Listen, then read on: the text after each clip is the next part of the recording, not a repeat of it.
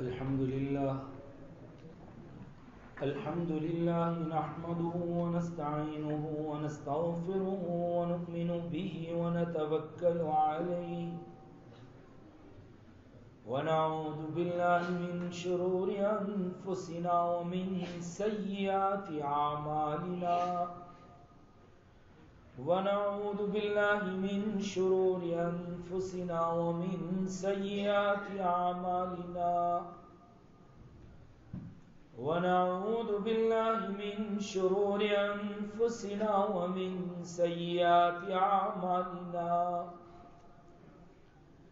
من يهده الله فلا مضل له ومن يضلله فلا هادي له ونشهد أن لا إله إلا الله وحده لا شريك له ونشهد أن سيدنا ونبينا وحبيبنا ومولانا محمدا عبده ورسوله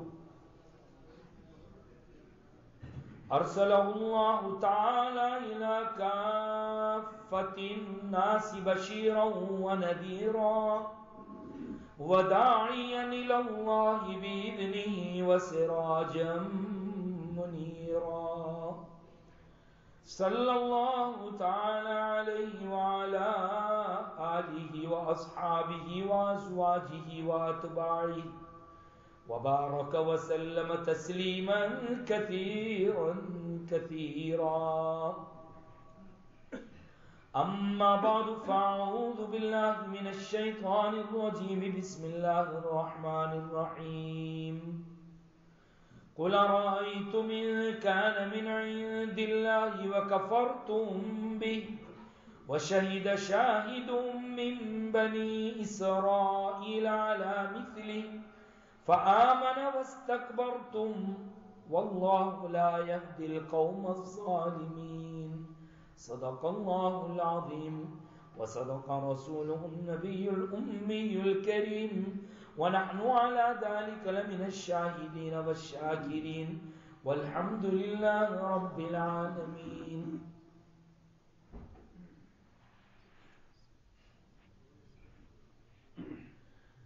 واجب الاحترام بزرگوں اور عزیز دوستوں، دعا فرمائیے کہ اللہ تبارک و تعالی ہمیں کہنے اور سننے میں اخلاص نصیب فرمائے اور تمام باتوں پر ہمیں عمل کی توفیق بھی نصیب فرمائے.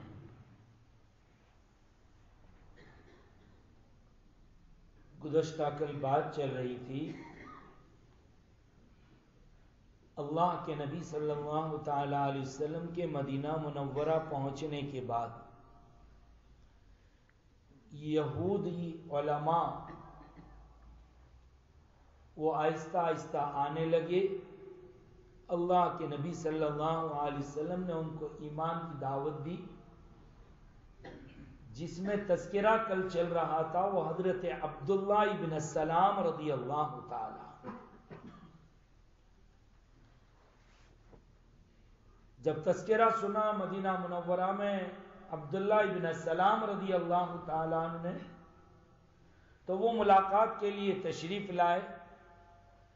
تو سرکار دو عالم صلی اللہ تعالیٰ علیہ وسلم کی زبان اقدس سے سب سے پہلی جو باتیں سنی وہ یہ تھی اطعموا الطعام وافشوا السلام وصلوا الارحام. سلام کو پھیلاؤ، غریبوں کو کھلاؤ، رشتہ داریوں کو جوڑو.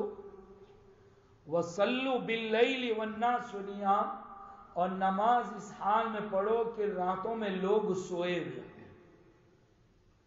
راتوں میں نماز پڑھنے کی تاکید فرمائی ہے نبی کریم صلی اللہ تعالی علیہ وسلم نے. قرآن کریم میں بھی فرمایا انہم کانوا قبل ذلک محسنین کانوا قلیلا من اللیل ما یہجعون وبالاسحار هم یستغفرون. اللہ تعالیٰ نے نیک لوگوں کی علامتیں اور نیک لوگوں کی نشانیاں بیان فرمائی کہ نیک لوگ کون ہیں. تو کہا نیک لوگ وہ ہیں کہ جو راتوں میں اپنی کمر کو بستر سے بہت کم لگاتے ہیں وہ راتوں میں اللہ کے سامنے روتے اور گڑ گڑاتے ہیں اور صبح کے وقت میں وہ استغفار اور توبہ کرتے ہیں. ساری دنیا کی عدالتیں اور کچہریاں جب بند ہوتی ہے اللہ کی عدالت کھلتی ہے. حدیث پاک میں ارشاد فرمایا گیا کہ سب سے زیادہ پورے 24 گھنٹے میں بندہ رات کے وقت میں اپنے رب کے بہت زیادہ قریب ہو جاتا ہے. اسی لیے تہجد کی جو فضیلت بیان کی گئی سورہ مزمل میں، اس میں بھی یہی فرمایا ان ناشئۃ اللیل ہی اشد وطئا واقوم قیلا، کہ راتوں کا اٹھ کر عبادت کرنا، نماز پڑھنا، یہ اپنے نفس کو، اپنی شرارت کو، شیطانی اثرات کو کچلنے میں اور دبانے میں بہت زیادہ اثر رکھتا ہے. بہرحال رات کے لیے نمازوں کی تاکید فرمائی. بہت سی مرتبہ ہم تہجد کی نیت تو کرتے ہیں عام دنوں میں، لیکن آنکھ نہیں کھلتی یا تہجد پڑھ نہیں پاتے. علماء نے اس کے لیے تو یہ مسئلہ، ایک وظیفہ اور عمل یہ بتلایا کہ تم دین کے عمل اور دین کی نمازوں کی پابندی کر لو، راتوں کے عمل اور راتوں کی نمازوں کی پابندی اللہ کروا دیں گے. اگر تہجد کا شوق ہے تو رات دین کی جتنی نمازیں ہیں اس کی پابندی کر لو، اللہ تبارک و تعالی رات کی نماز کی پابندی تم سے کروا دے. اٹھنے کا آسان نسخہ. ویسے دوپہر میں تھوڑے کھانے کے بعد تھوڑی دیر سونا اور آرام کرنا، یہ بھی رات کو اٹھنے میں زیادہ مددگار اور معین ہوا کرتا ہے. بہرحال رات کی نماز گویا تہجد جسے کہتے ہیں، اس کی تاکید فرمائی نبی کریم صلی اللہ تعالی علیہ وسلم نے. اس کو قیام اللیل سے تعبیر کیا ہے حدیث پاک میں. جن نمازوں، جن احادیث میں قیام اللیل کا لفظ آیا ہے، یا قرآن کریم کی جس آیت میں اس سے مراد تہجد کی نمازیں ہیں، اس کے لیے یہ بھی الفاظ ہے کہ قیام اللیل اللہ کے نبی صلی اللہ علیہ وسلم فرمایا کرتے تھے، چاہے رمضان ہو چاہے غیر رمضان. یعنی رمضان میں بھی قیام اللیل ہوتا تھا اور غیر رمضان کے علاوہ بھی. پتا چلا کہ رمضان میں یا رمضان کے علاوہ بھی تو وہ کوئی اور نماز نہیں ہو سکتی، وہ تہجد ہی ہو سکتی ہے. ہاں، تراویح یہ 20 رکعت نبی کریم صلی اللہ تعالی علیہ وسلم سے ثابت. ورنہ قیام اللیل جس کو کہتے تہجد، 12 بھی یہ ثابت کہ 12 رکعت تہجد کی، 3 رکعت وتر کی آپ پڑھتے. کبھی 10 رکعت اور 3 13 کا تذکرہ آتا ہے، کبھی 8 اور 3 11 کا تذکرہ آتا ہے. مختلف قسم کی روایات ہے نبی کریم صلی اللہ تعالی علیہ وسلم سے. تو یہ جو ویتر کے ساتھ جس کو بیان کیا جا رہا ہے، قیام اللیل کے لفظ کے ساتھ جس کو بیان کیا جا رہا ہے، اس سے مراد تہجد ہے. اور بہت سی روایات میں اس قیام اللیل کے لفظ کے ساتھ رمضان او بغیر رمضان، چاہے رمضان ہو یا غیر رمضان، دونوں میں پڑھتے تھے. تو اس سے تو بات ثابت ہو گئی کہ وہ تہجد ہے، تراویح نہیں. تراویح پھر مستقل کوئی الگ چیز ہے. تراویح نبی کریم صلی اللہ تعالی علیہ وسلم سے 20 رکعات ثابت ہے.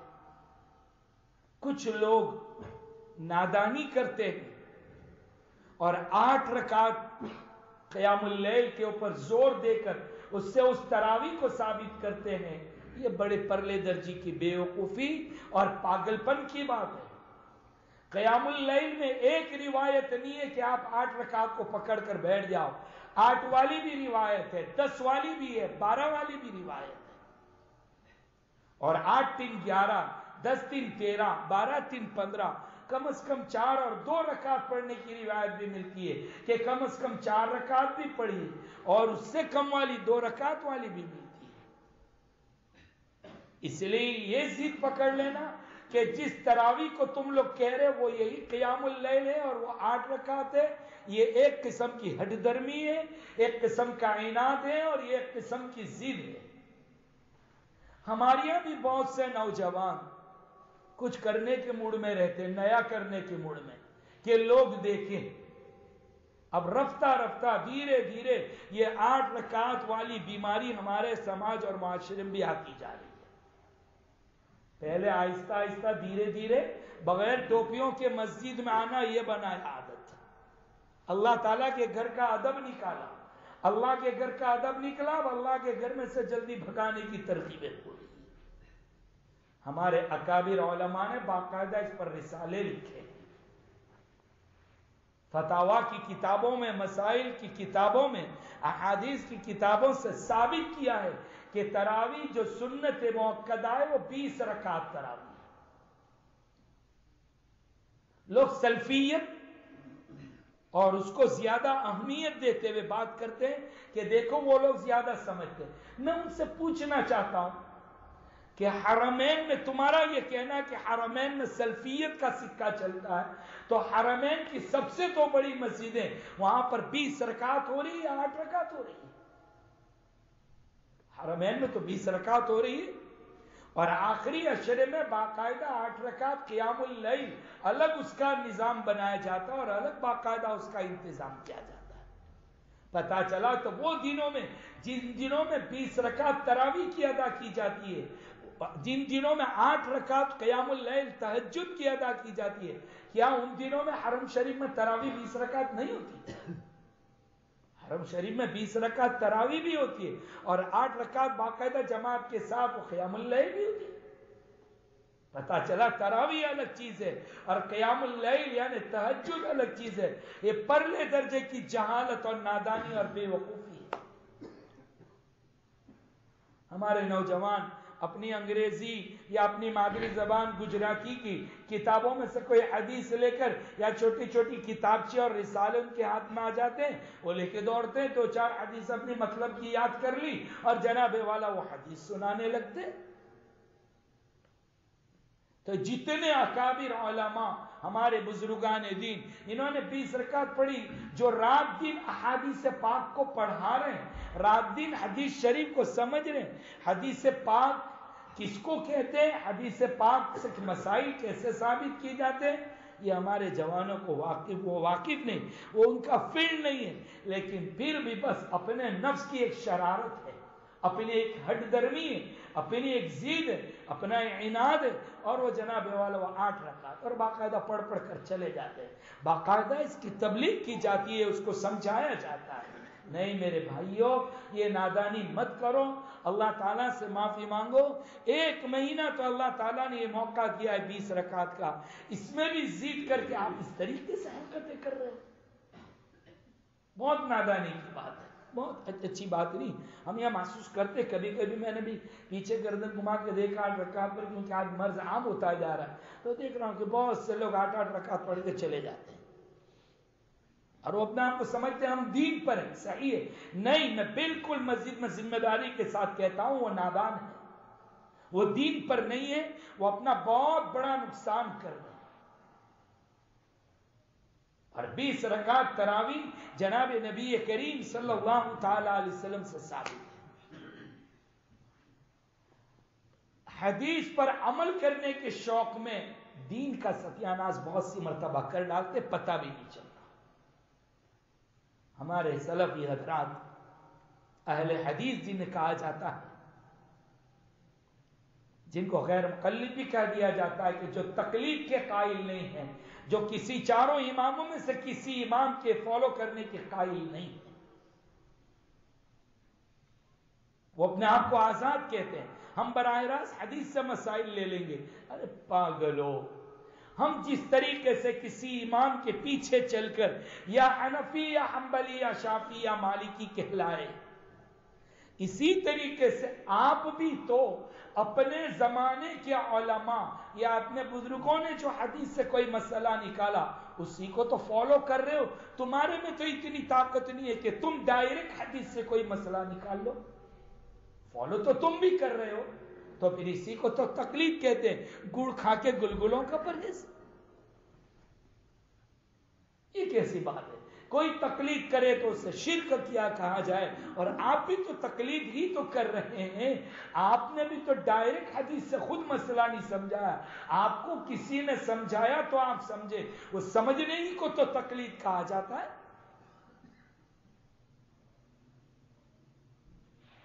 تو حنبلی، حنفی، شافعی، مالکی، یہ چاروں ائمہ ہیں، انہوں نے احادیث پاک سے مسائل کو سمجھا، استنباط کیا۔ چاروں ائمہ کے نزدیک 20 رکعت ہے۔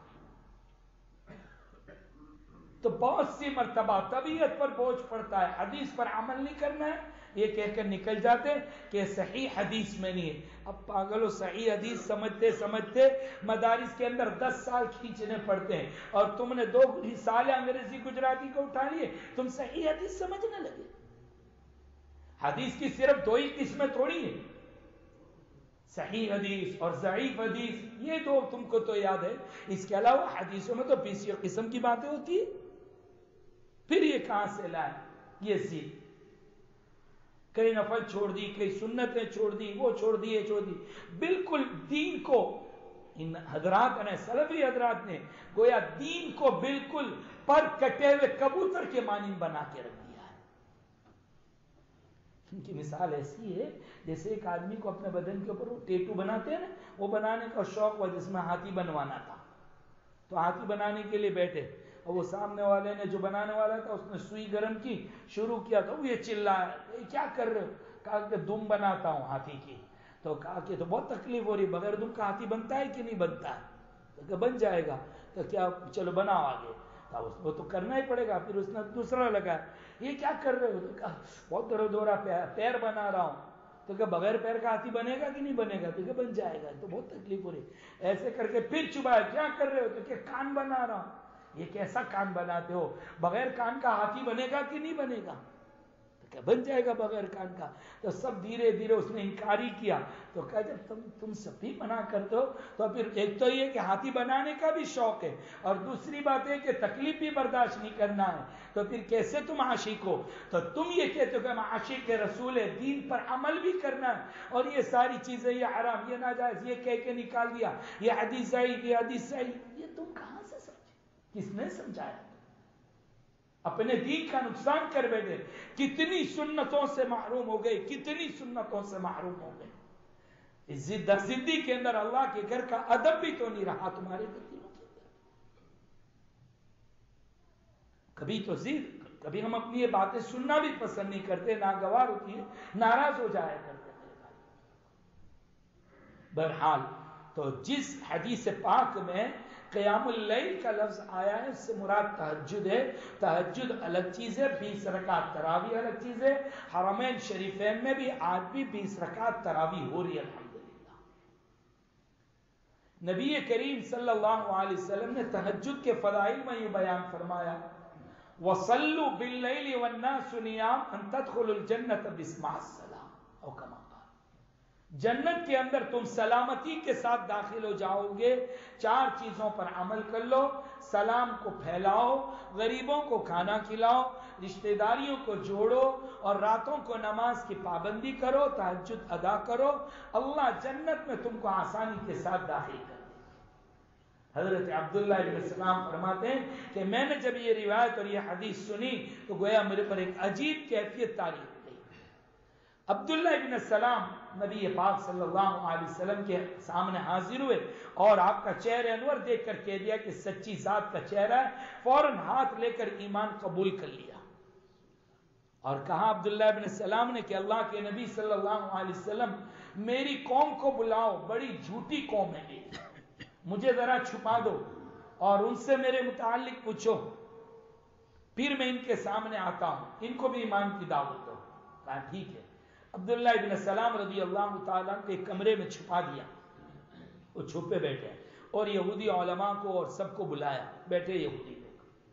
اللہ کے رسول صلی اللہ علیہ وسلم فرمایا، اے لوگو تم مجھے جانتے ہو، اللہ ایک ہے، میں اللہ کا سچا بندہ اور رسول اور پیغمبر ہوں، تمہاری کتابوں میں میرا تذکرہ ہے۔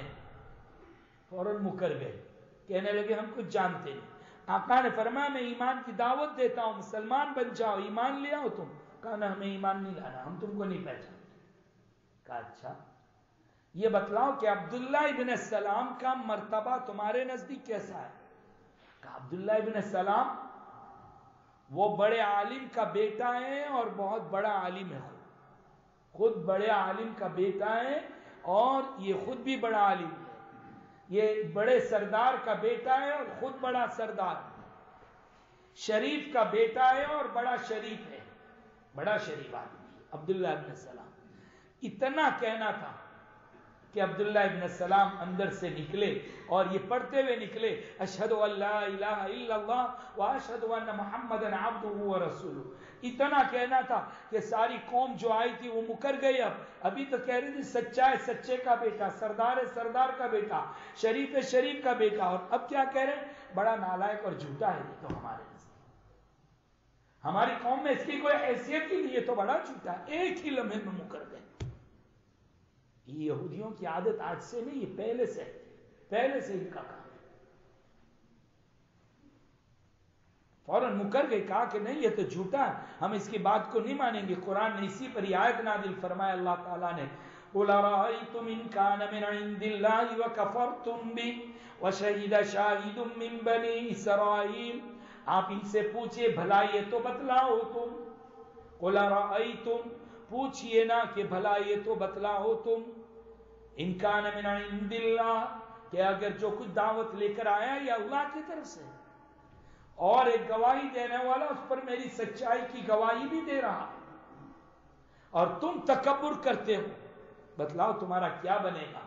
اللہ تعالیٰ ظالموں کو ہدایت نہیں دیا کرتے۔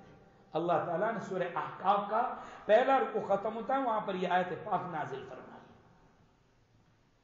اسی طریقے کا قصہ تھا حدیث کی کتابوں میں، حضرت مامون بن یامین کا بھی تذکرہ کیا گیا ہے۔ مامون بن یامین یہ بھی یہودیوں کے سردار تھے، آتے ہی جیسے داخل ہوئے فوراً ایمان لے آئے اور کہا میں چھپ جاتا ہوں، میری قوم کو بلائیے۔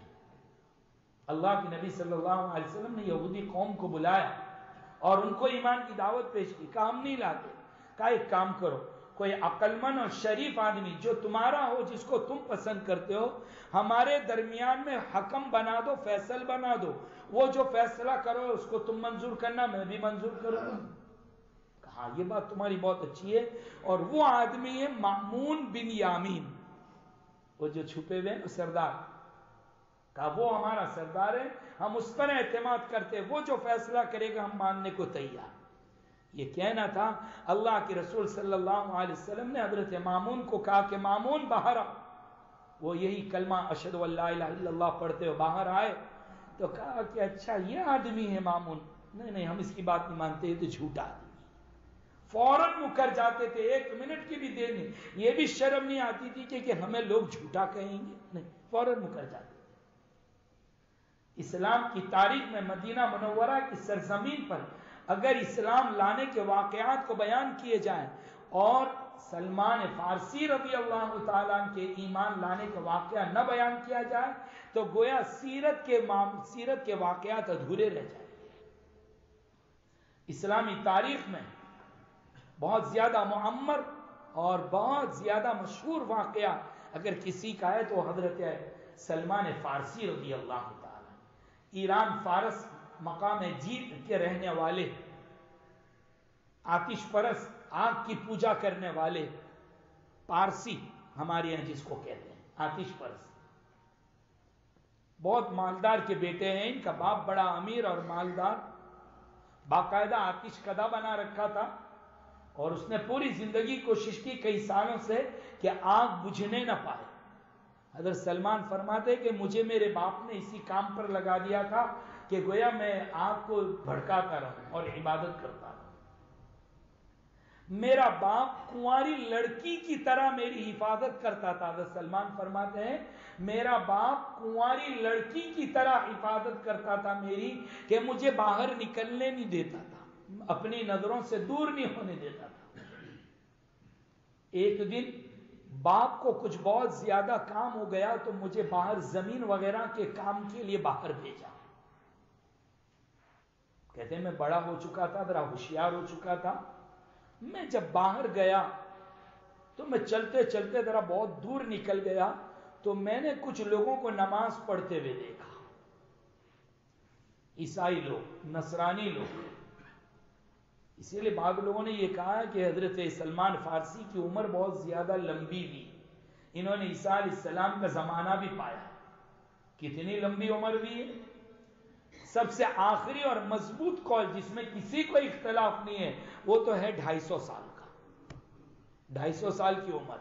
بعضوں نے 350 سال کہی ہے، بعضوں نے اس سے زیادہ 400 500 600 650 سال تک کہی ہے، لیکن 250 سال میں تو کسی کو اختلاف نہیں، سب کا اتفاق ہے کہ 250 سال ان کی عمر بھی حضرت سلمان فارسی۔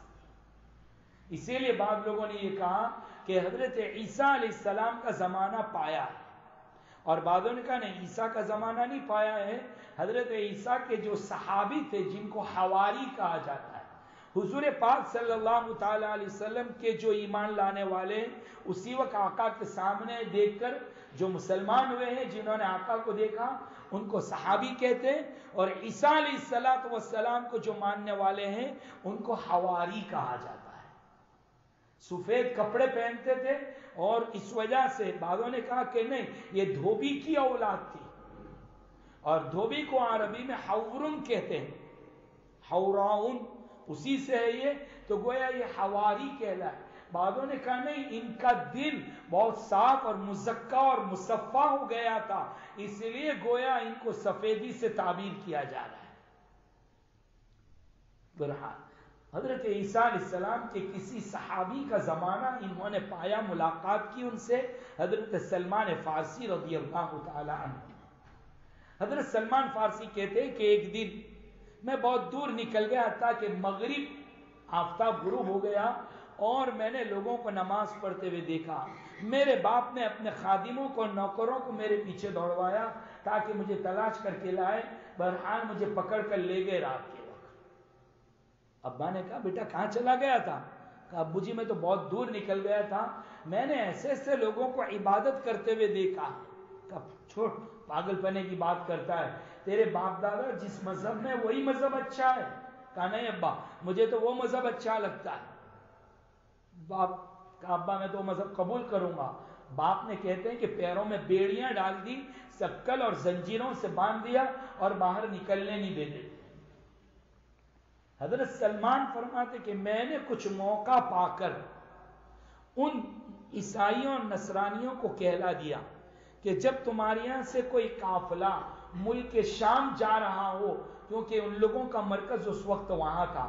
حضرت سلمان نے پوچھ لیا تھا اسی وقت جب ان کو نماز پڑھتے دیکھا، کہا بہت اچھا لگتا ہے تمہارا نماز پڑھنا، تمہارا اصل مرکز کہاں ہے؟ تو کہا ملک شام میں۔ تو ان کو یاد تھا ملک شام، اس لیے اپنے کو وہاں پر کہلا بھیجا کہ جب تمہارے یہاں سے کوئی قافلہ ملک شام جانے لگے تو مجھے اطلاع کروا دینا، میں ملک شام چلا جاؤں گا ان کے ساتھ۔ ایک دن اطلاع ملی حضرت سلمان فارسی رضی اللہ تعالیٰ عنہ کو کہ قافلہ جا رہا ہے ملک شام۔ کہتے ہیں کہ کچھ ساز و سامان تھوڑا سا لیا اور گھر کو خیر باد کہہ دیا اور ماں باپ کو چھوڑ دیا اور چل نکلے ملک شام۔ ملک شام پہنچنے کے بعد میں نے وہاں لوگوں سے پوچھا کہ بھئی یہاں پر بڑا عالم کون ہے؟ تو کسی نے ایک عالم کا، عیسائی عالم کا جس کو راہب اور پادری کہتے ہیں، اس کا ایڈریس بتایا۔ میں اس کے پاس پہنچا، میں نے ان سے جا کر کہا کہ بھئی تمہارا مذہب بہت اچھا لگتا ہے، میں تمہارا مذہب قبول کرتا ہوں اور میں تمہاری خدمت میں رہنا چاہتا ہوں، مجھے اپنی خدمت میں رکھ کر دین سکھائیے۔ کہا کوئی حرج نہیں، رہ جاؤ۔ سلمان فرماتے میں جس عالم کے پاس رہا بڑا لالچی آدمی تھا، لوگوں کو زکوٰۃ صدقے کی ترغیب دیتا تھا، پیسے لیتا تھا اور غریبوں کو دیتا نہیں تھا بلکہ خود جمع کرتا۔ 7 مٹکے اس نے اشرفیوں اور دینار کے بھر کے رکھ دیے تھے۔ جب اس کا انتقال ہوا تو اس کے مریدین آئے سب کہ اس کو غسل دیا جائے، اس کی نماز پڑھی جائے، جو بھی مذہبی چیزیں عمل کیا جائے۔ تو میں نے لوگوں سے کہا کہ دیکھو یہ 7 مٹکے بلکہ اس کا خزانہ ہے، یہ ایسا ایسا تھا، پیسے جمع کرتا تھا۔ لوگ اتنے ناراض ہوئے کہ اس عالم کو کہا کہ اب ہم اس کی مذہبی اعتبار سے کفن دفن نہیں کریں گے، اس کو تو سولی پہ لٹکا دیں گے۔ سولی پہ لٹکا دیا اور سنسار کیا تاکہ لوگوں کو یاد رہے۔ اس کے بعد جو عالم اس جگہ کے اوپر آیا، حضرت سلمان فارسی، میں اپنی زندگی میں کسی سے اتنا متاثر نہیں ہوا جتنا متاثر اس عالم سے ہوا۔ وہ بڑا اللہ والا آدمی تھا، بڑا تاریک الدنیا تھا۔ جب اس کا انتقال ہونے لگا، ان کی خدمت میں کافی دنوں رہا، جب ان کا بھی انتقال ہونے لگا تو میں نے ان سے پوچھا کوئی اللہ والے کا نام بتاؤ، میں کس کے پاس جاؤں؟ انہوں نے کہا کہ مقام موصل ایک علاقے کا نام ہے، موصل چلے جاؤ، وہاں پر بہت بڑے عالم ہیں۔ کہاں وہاں گئے، ایک عالم ملے، میں نے ان کو ساری بات بتائی، انہوں نے اپنی خدمت میں رکھا۔ موصل والوں کا جب انتقال ہونے لگا تو پھر انہوں نے مجھے مقام نصیبین کے اوپر بھیجا، یہ بھی ایک علاقے کا نام ہے۔ نصیبین والے، اللہ والے اور بزرگ والے جو تھے، ان کا بھی انتقال ہونے لگا تو معملومیہ نامی ایک جگہ، وہاں ایک عالم تھے یا آخری اس دور کے، ان کے پاس بھیجا۔ کہا میں ان کی خدمت میں رہا، دین سیکھتا رہا۔ جب ان کا انتقال کا وقت آیا، آخری وقت آیا، میں نے ان سے پوچھا کہ کوئی اللہ والے کا پتہ بتاؤ کہ جس کے پاس میں جاؤں۔ انہوں نے کہا بیٹا اب میری نظر میں اس زمین پر کوئی اللہ والا عالم نہیں رہا اس امت میں، اب جہاں جاؤ گے گمراہ ہو جاؤ گے، صبر کر لو تھوڑا۔ کتابوں میں جس نبی آخر الزمان صلی اللہ تعالی علیہ وسلم کا تذکرہ آتا ہے، وہ محمد رسول اللہ صلی اللہ علیہ وسلم کے ظاہر ہونے کا زمانہ قریب آ چکا ہے، بہت قریب ہے۔ وہ ایسے ایسے ہوں گے، یہ نام ہوگا، مکہ میں پیدا ہوں گے، مدینہ ہجرت کر کے جائیں گے، سارا پتہ بتلا دیا۔ ممکن ہو سکے تو تم وہاں چلے جانا۔ حضرت سلمان کہتے ہیں میں نے سبق یاد کر لیا تھا کہ مجھے جانا ہے، بس میں اللہ تعالیٰ سے دعائیں کرتا رہا اور انتظار میں تھا کہ عرب جانے والا کوئی قافلہ مل جائے۔ کہتے ہیں کہ یہاں اس ملک شام کے مختلف علاقوں میں رہتے ہوئے میرے پاس کچھ گائے بھینس بکریاں جمع ہو گئی تھی۔ مجھے پتا چلا کہ ملک عرب ایک قافلہ جا رہا ہے سعودی۔ میں اس قافلے کے والوں کے پاس گیا اور کہا کہ ایک کام کرو، یہ گائے بیل بھینس بکریاں تم کو دے دیتا ہوں، سب لے لو، مجھے صرف عرب لے چلو، مجھے عرب آنا ہے تمہارے قافلے کے ساتھ۔ کہا انہوں نے منظور کر لیا اور مجھے اپنے قافلے میں شامل کیا، لیکن عرب کے قریب پہنچنے سے پہلے ان لوگوں نے میرے ساتھ ایک غداری کی اور مجھے زبردستی غلام بنا کر بیچ دیا۔ ایک آزاد آدمی، اس کو غلام بنا کر کسی یہودی کے ہاتھ میں بیچ دیا۔ میں نے کھجوروں والی جگہ دیکھی تو میں پریشان تھا، کیا یہی وہ جگہ ہے جہاں اللہ کے نبی صلی اللہ علیہ وسلم آنے ہیں؟ کہا نہیں۔ پھر میں نے دیکھا دوسرا ایک یہودی بنی قریظہ کا آیا اور وہ مجھے خرید کر لے گیا، حتیٰ کہ وہ مجھے مدینہ لے آیا۔ میں نے مدینہ شریف کو دیکھا تو میری آنکھیں ٹھنڈی ہو گئی، میں خوش ہو گیا کہ یہ وہی جگہ ہے جہاں پر نبی آخر الزمان آئیں گے۔ میں ان کے انتظار میں شدت سے زندگی گزارنے لگا۔ حضرت سلمان فارسی اپنے حالات کو بیان کرتے ہیں، اتنا مالدار کا بیٹا ایک دین حق کی تلاش کے اندر کتنا گھومتا گھامتا کہاں سے کہاں پر آ رہا۔ اس زمانے کی فلائٹیں تو ہے نہیں، گاڑیاں تو ہے نہیں، موٹر کار تو ہے نہیں، اونٹوں میں اور چلتے ہوئے آ رہے ہیں بھوکے پیاسے۔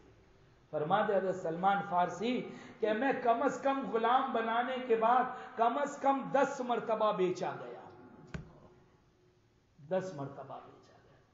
ان لوگوں کو کیا معلوم جو خریدتے تھے کہ ہم جس کو خرید رہے ہیں وہ پتھر ہے یا ہیرا ہے، اس کی قیمت تو نبی کریم صلی اللہ تعالی علیہ وسلم سے پوچھو، کیا فرمائیں گے آقا وہ پتہ چلے گا بھی۔ سلمان فارسی کہتے کہ میں یہودی بنو قریظہ کا ایک تھا، اس کے باغ میں کام کرنے لگا، میں شدت سے انتظار میں تھا۔ ایک دن میں کھجور کے جھاڑ اور درخت پر چڑھا ہوا کھجوریں توڑ رہا تھا کہ میرا جو باس تھا، جو مالک اور آقا تھا، اس کا کزن اور چچا زاد بھائی آیا اور اس نے میرے مالک سے بات کرنا شروع کی کہ لوگ پاگل ہو گئے، کوبا کے اندر ایک شخص آیا ہے محمد نام کا، اور وہ اپنے آپ کو کہتا ہے میں محمد ابن عبداللہ اور محمد الرسول اللہ، میرے پر وحی آتی ہے، ہجرت کر کے آئے وہ یہاں پر۔ سلمان کہتے ہیں میرے کان کھڑے ہو گئے، اور یہ جملہ سننے کے بعد قریب تھا کہ میرے بدن میں کپ کپی طاری ہو گئی، میں کھجور کا درخت چھوڑ دیتا اور اوپر سے نیچے گر جاتا۔ آیت پاک لولا ربطنا علی قلبنا، اگر اللہ نے میرے قلب کو سنبھالا نہیں دیا ہوتا تو میں نیچے گر جاتا۔ میرے پر عجیب حالت، صوفیہ کے یہاں اس کو وجد کی کیفیت، اللہ والوں کے یہاں اس کو وجد کی کیفیت، کہ کوئی مطلب کی جب بات مل جاتی ہے تو ایک وجد کی خوشی کی کیفیت طاری ہو جاتی ہے، وہ کیفیت طاری ہو گئی حضرت سلمان فارسی رضی اللہ عنہ۔ کہتے ہیں میں جلدی جلدی نیچے آیا، اور میرا باس اور اس کا کزن جو بات کر رہے تھے، میں ان کے پاس گیا، کہا ابھی کیا بات کر رہے تھے تم، وہ کس کا انتظار اور کون آیا کیا ہے؟ میں نے 2-4 سوال کیے تو میرے آقا نے اٹھا کر 2 تھپڑ مجھے رسی کی، چل جا تو یہاں سے تیرا کام کر۔ لیکن میں سن چکا تھا اور میری تمنا پوری ہو رہی تھی کہ جس کا انتظار تھا وہ ظاہر ہو چکے۔ وہ کوبا میں ہے، مقام عمر بن عوف کے مکان میں، عمر ابن عوف کے مکان میں ٹھہرے ہوئے۔ کہا میں شام کو جب سب چیزوں سے تھک اتر گیا، فارغ ہوا، تو میں نے میرے وہ عالم نے بتلایا تھا اس نبی کی 3 علامتیں ہوگی، صدقے کا مال نہیں کھائیں گے، ہدیہ قبول کریں گے، اور دونوں کاندھے اور شولڈرز کے بیچ میں مہر نبوت ہوگی، یہ 3 نشان۔ کہا میں صدقے کا مال لے کر چلا، مقام وہاں پر کوبا میں ڈھونڈتا پوچھتا پہنچ گیا، کہاں وہاں ہے؟ میں نے کہا کہ صدقے کا مال ہے، آپ اور آپ کے اصحاب بہت بھوکے پیاسے اور پریشان حال ہے، اس کو استعمال کر لے۔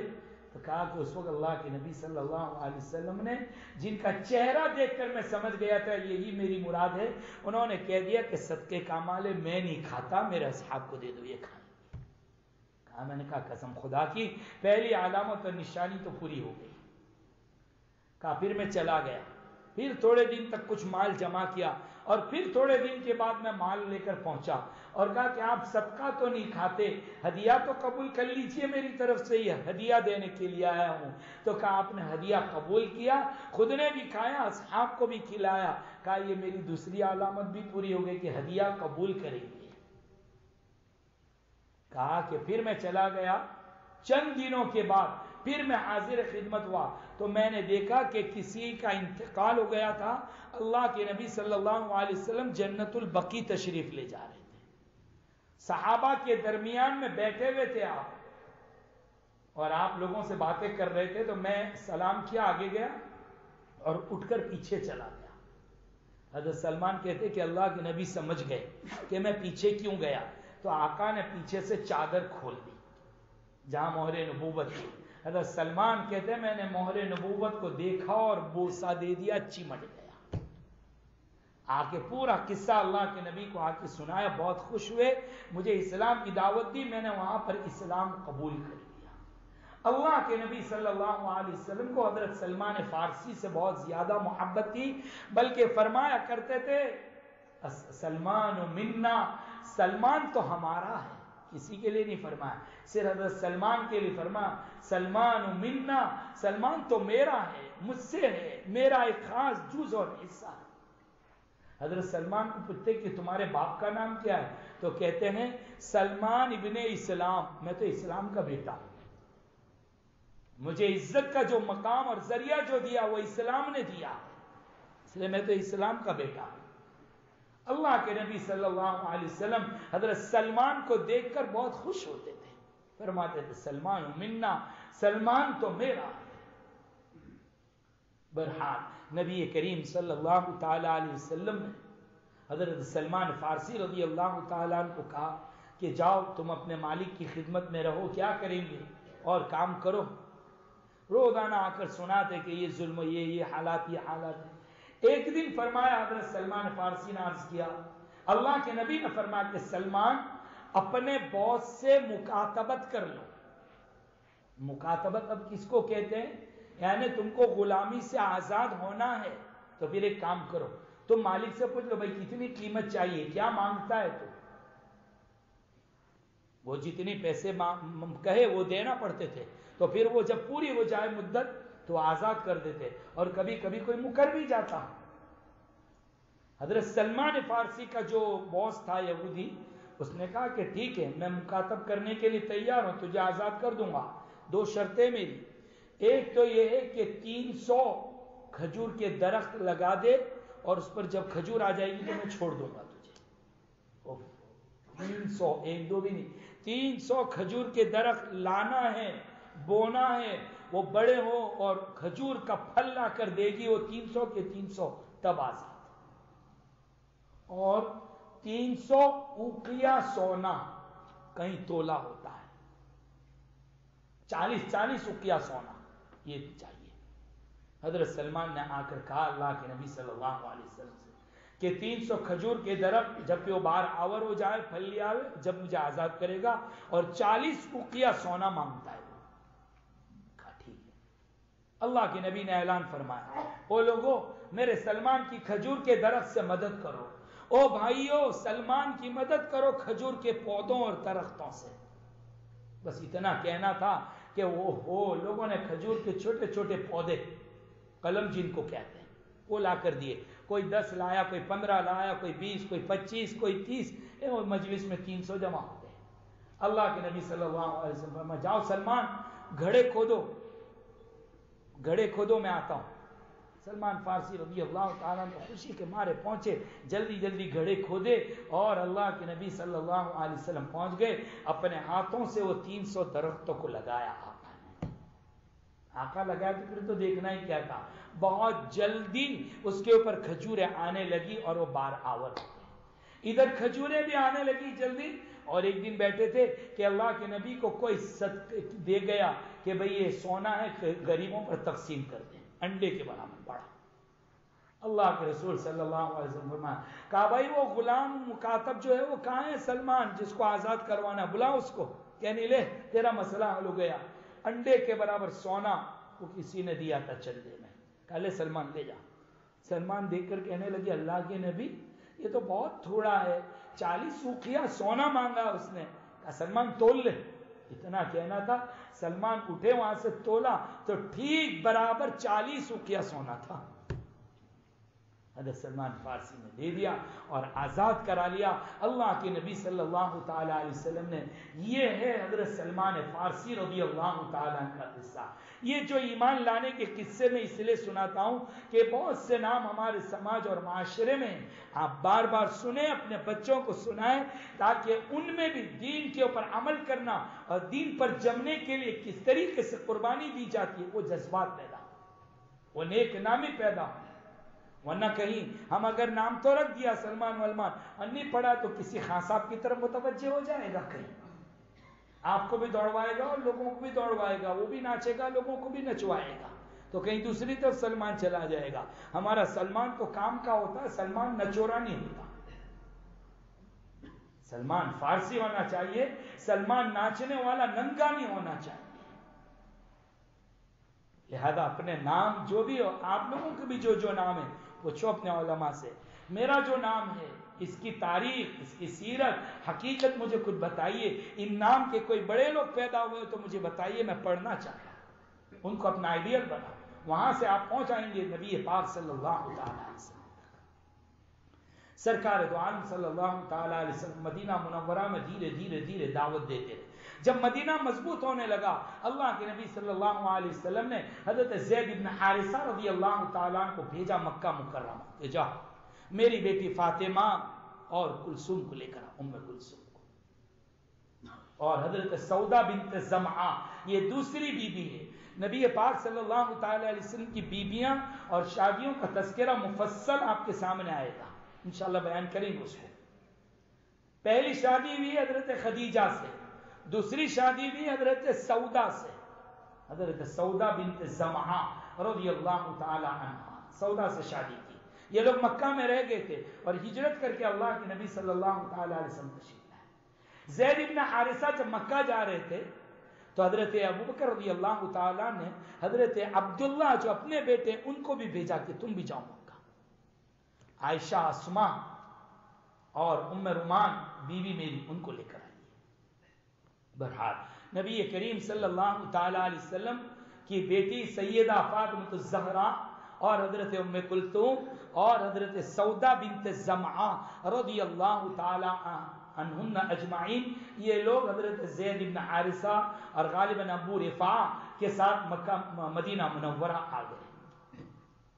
حضرت رقیہ یہ بھی ایک بیٹی ہے، حضرت رقیہ یہ بھی ایک آقا کی بیٹی ہے، یہ تو اللہ کے نبی سے بھی پہلے ہجرت کر کے اپنے شوہر حضرت عثمان ابن عفان کے ساتھ ہجرت کر کے آ چکی تھی پہلے سے۔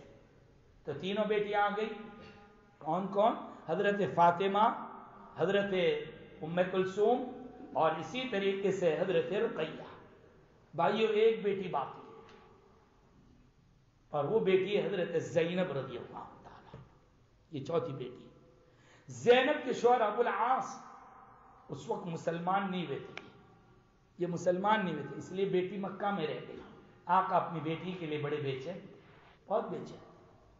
آقا جیسا باپ کس کا ہوگا؟ کس قدر ایک باپ اور بیٹی جب دور ہوتے تو کیا گزرتی ہے، بتلائیے سرکار صلی اللہ علیہ وسلم پر ایک ایک دن کس طریقے سے گزرتا تھا اپنی بیٹی کی یاد میں۔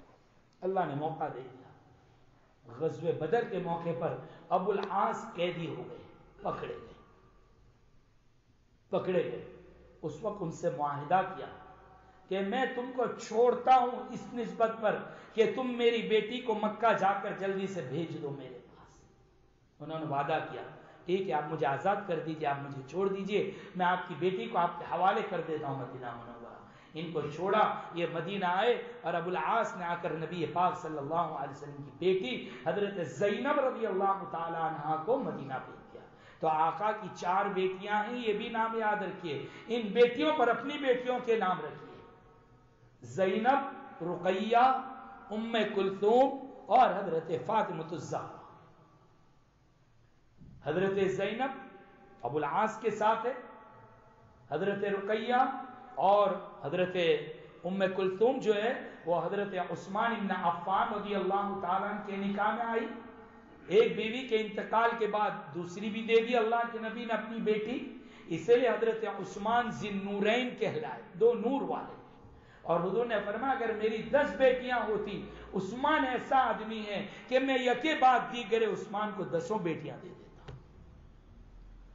یہ 4 بیٹیاں ہیں نبی پاک صلی اللہ تعالی علیہ وسلم کی۔ میرے دوستو، میری بہنوں، بیٹیوں، یہ یاد کر لو، ہم کو اپنے نبی کے خاندان کے نام ضرور یاد ہونا چاہیے۔ باقاعدہ تھوڑے تھوڑے دن کو اپنے بچوں کو لے کر بیٹھو، ویک میں 1 مرتبہ تو لے کر بیٹھو، ایسی چیزوں کا تذکرہ کرو، سوال جواب کرو، تاکہ آپ کو بھی کچھ یاد ہو جائے۔ کوئی نوٹ بک، کوئی ڈائری ہونی چاہیے، آپ اس میں لکھیے یہ ساری چیزیں، یاد کر لیا۔ بہرحال نبی پاک صلی اللہ علیہ وسلم کی 3 بیٹیاں آ گئی۔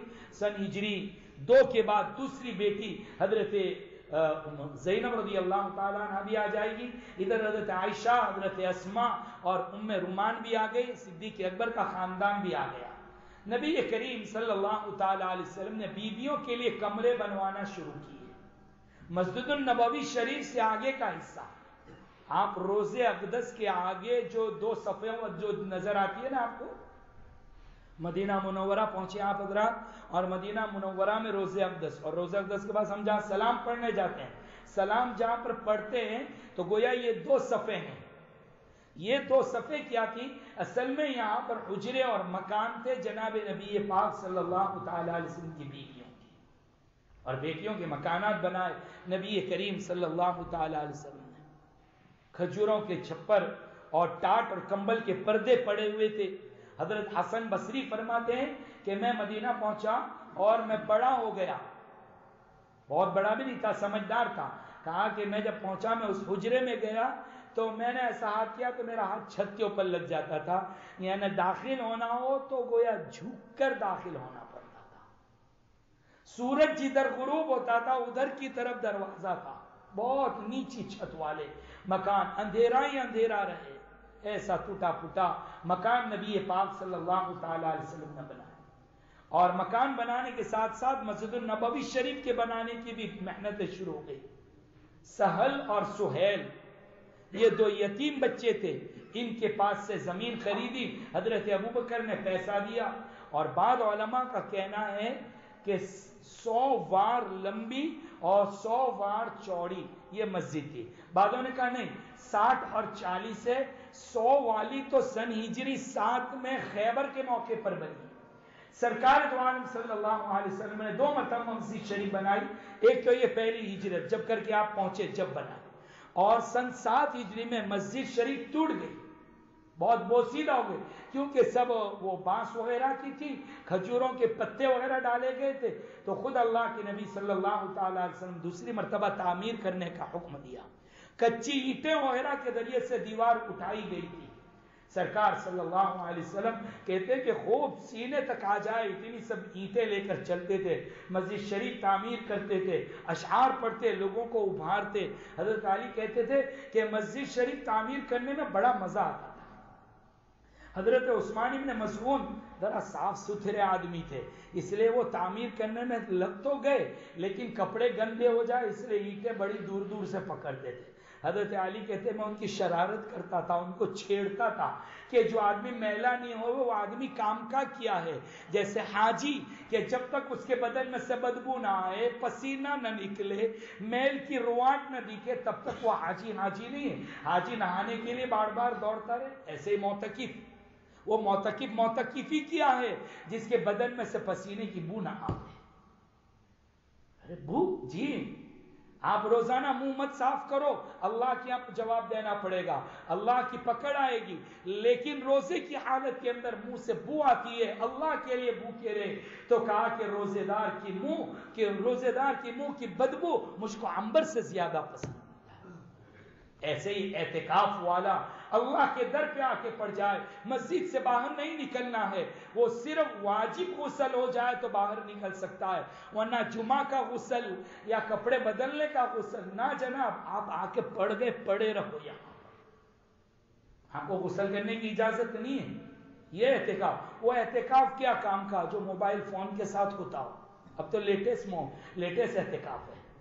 ہاں اب کے اعتکاف تو لیٹسٹ ہو رہے ہیں، موبائل سیل فون کے ساتھ. ارے بیوی بچوں کو چھوڑنے کا نام اعتکاف ہے. وہ اعتکاف والوں کہاں اعتکاف ہو رہا تمہارا؟ بیوی یاد آ رہی تو پھر گھر پہ بیٹھ کر کو آیا. تو بند کرو موبائل. مسجد شریف، مسجد کا ادب کرو. بالکل گھر بار یاد چھوڑ دینا اسی کا نام ہے. بچوں کو بلا کے رکھنا، اس سے مسجد خراب ہوتی ہو، مسجد کا ادب اور احترام ٹوٹتا ہو، یہ بھی مناسب. ہاں بچہ نماز پڑھنا ابو کو مل لیا وہ ٹھیک بات ہے، باقاعدہ بلانا، بٹھانا، کھیل لگانا، شور کا اٹھنا جائز نہیں. یہ سارے برداشت کی طاقت ہو تو اعتکاف کیجئے. ورنہ وہ کہنے کہ لینے گئے پوت کھو گئے خصم، بیٹا لینے گئے شوہر بھی ہاتھ میں سے چلا گیا، نیکیاں لینے کے لیے گئے تھے گناہ گلے پڑ گیا. ایسا معاملہ نہیں ہو جانا چاہیے. تو آپ کے لیے موبائل بھی نہیں، بچوں کو بلانا، رات رکھنا، سلانا، یہ سب چیزیں نہیں ہوا کرتی اعتکاف میں. میں نے اس سے پہلے بھی کہا اعتکاف والو، اعتکاف میں غسل کی بھی اجازت نہیں ہے. آپ کو چپ چاپ خاموش اپنا اپنا کھانا اپنے اپنے حجرے کے اندر. ہمارے یہاں تو باقاعدہ ماشاءاللہ اچھا دسترخوان بچھتا ہے اور سب ساتھ مل کر کھاتے ہیں. یقینی بات ہے کہ دنیا سے جدا کرنا مقصود تھا. سب ساتھ بیٹھ کر کھائیں گے تو جدائی والا معاملہ کہاں سے پایا جائے گا؟ کہاں سے پایا جائے گا؟ سمجھیے، میں نے کہیں آپ کو کئی مرتبہ یہ کہا کہ اپنے اپنے گھر سے آئے، اپنا اپنا کھاؤ اور بس یہ کہ خاموش. اب آپ کہیں کہ خانقاہوں میں ہوتا ہے نا، وہ خانقاہ یہ الگ اعتکاف ہے. وہ خانقاہ میں سب لوگ دور چھوڑ چھاڑ کر چلے جاتے، اس لیے ان کو کھانے کا انتظام کرنا پڑتا ہے، اور پھر وہ انتظام سب کو الگ الگ دے دے تو مصیبت ہوگی، اس لیے وہاں پر ایک ہو جاتا ہے. یہاں تو آپ محلے کی مسجد میں بیٹھے، گھر کے قریب ہے، گھر سے آسانی سے کھانا آ سکتا ہے، آپ اپنا اکیلا کھا سکتے ہیں. نہ دعوت نہ مہمانی نہ کچھ. جن کو دعوت دینا ہو اعتکاف میں نہیں بلانا، بعد میں بلاتے رہنا. اور آپ کو بھی اندر سے جو ایسے لوگ ہیں وہ دعوت دینے جاتے ہیں اعتکاف کی، نہیں وہ دعوت بھی نہیں. آپ کو بہت شوق ہے تو رمضان کے بعد دیتے رہنا، یا اعتکاف میں جو بیٹھا اس کے گھر بھیجتے رہیے. بہرحال بات یہ تھی، حضرت عثمان ابن مظعون سے چلی، بقیہ بات انشاءاللہ درود شریف. الحمدللہ رب العالمین والصلاة والسلام علی سید الانبیاء واشرف المرسلین محمد وعلی آلہ واصحابہ اجمعین وَإِذَا جَاءَتْهُمْ آيَةٌ قَالُوا لَن نُّؤْمِنَ حَتَّىٰ نُؤْتَىٰ مِثْلَ مَا أُوتِيَ رُسُلُ اللَّهِ يَا أَرْحَمَ الرَّاحِمِينَ يَا أَرْحَمَ الرَّاحِمِينَ يَا أَرْحَمَ الرَّاحِمِينَ يا ذا الجلال والإكرام يا ذا الجلال والإكرام يا ذا الجلال والإكرام يا حي يا قيوم يا حي يا قيوم يا حي يا قيوم لا أحصي ثناء عليك أنت كما أثنيت على نفسك اللهم صل على محمد عبدك ورسولك وصل على المؤمنين والمؤمنات والمسلمين والمسلمات ربنا لا تزغ قلوبنا بعد إذ هديتنا وهب لنا من لدنك رحمة إنك أنت الوهاب اللهم اهدنا الصراط المستقيم صراط الذين أنعمت عليهم غير المغضوب عليهم ولا الضالين اللهم حبب إلينا الإيمان وزينه في قلوبنا وكره إلينا الكفر والفسوق والعصيان واجعلنا من الراشدين اللهم يا حنان يا منان يا بديع السماوات والأرض يا ذا الجلال والإكرام يا قاضي الحاجات ويا دافع البليات ويا حل المشكلات ويا شافع الأمراض ويا مستجاب الدعوات يا زين السماوات والأرض يا خالق الأرض والسماوات يا فاطر السماوات والأرض لا إله إلا الله الحليم الكريم سبحان الله ورب العرش العظيم سبحان الله وبحمده عدد خلقي ورضا نفسي وزينة عرشي ومداد كلماتي بسم الله الذي لا يضر مع اسمه شيء في الأرض ولا في السماء اللهم لا تهلكنا بعذابك ولا تقتلنا بغضبك وعافنا قبل ذلك اللهم لا تهلكنا فجاءة ولا تأخذنا بغتة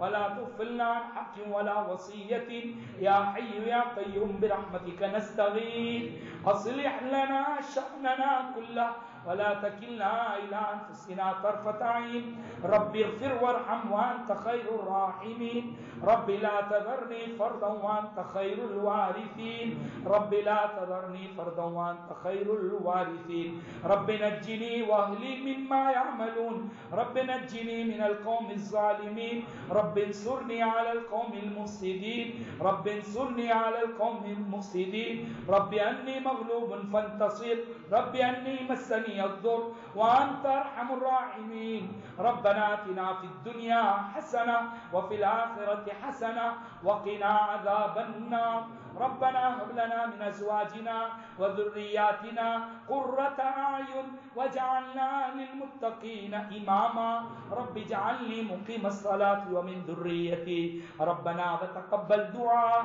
ربنا اغفر لي ولوالدي وللمؤمنين يوم يقوم الحساب اللهم إنا نسألك عيشة نقية وميتة سوية ومردا غير مخزي ولا فاضح يا الله يا رحمن يا رحيم خذ بناصيتي إلى الخير خذ بناصيتي إلى الخير يا الله يا رحمن يا رحيم اللهم إنا نسألك من خير ما سألك من نبيك وحبيبك محمد صلى الله عليه وسلم ونعوذ بك من شر ما استعاذك من نبيك وحبيبك محمد صلى الله عليه وسلم وأنت المستعان وعليك البلاغ لا حول ولا قوة إلا بالله ربنا تقبل منا إنك أنت السميع العليم وتب علينا إنك أنت التواب الرحيم الله أعلم حيث يجعل رسالته جزا الله عنا نبينا محمدا ما هو أهله سبحان ربك رب العزة عما يصفون وسلام على المرسلين والحمد لله رب العالمين